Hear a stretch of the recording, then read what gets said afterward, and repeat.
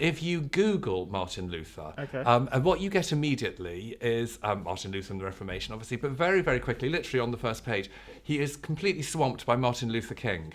Right. Okay. So, yeah. and I think that's partly because people very easily and readily understand the relevance of Martin Yes. Luther King in terms of what's going on in the world, whereas Martin Luther seems a bit dusty and Yes. distant, really. Yes. And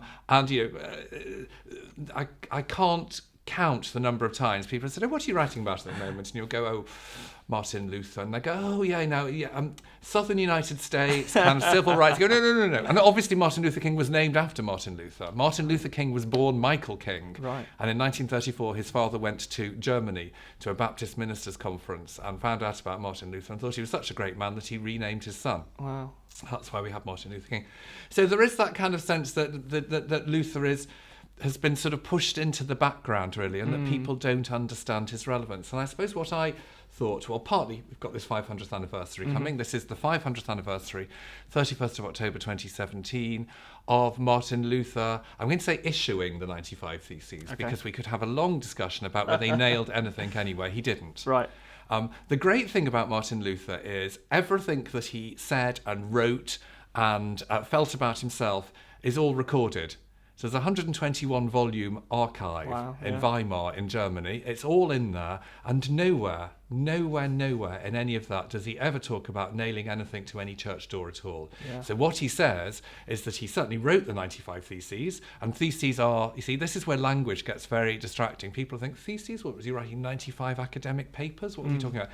Theses at that time were debate points. So what he wanted to do was start a debate in the Catholic Church, and he sent the 95 Theses to his local archbishop. His local archbishop, who was a rather kind of wet lettuce, sent them on to Rome and asked Rome to deal with them.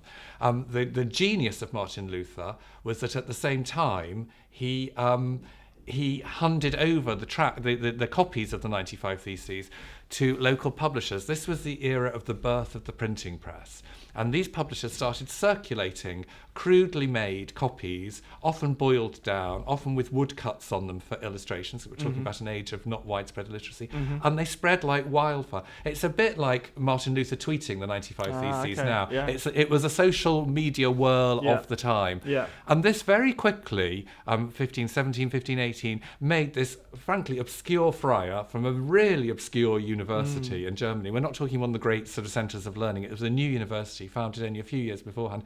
It made him the most famous man in Europe. So people at that time completely understood his relevance.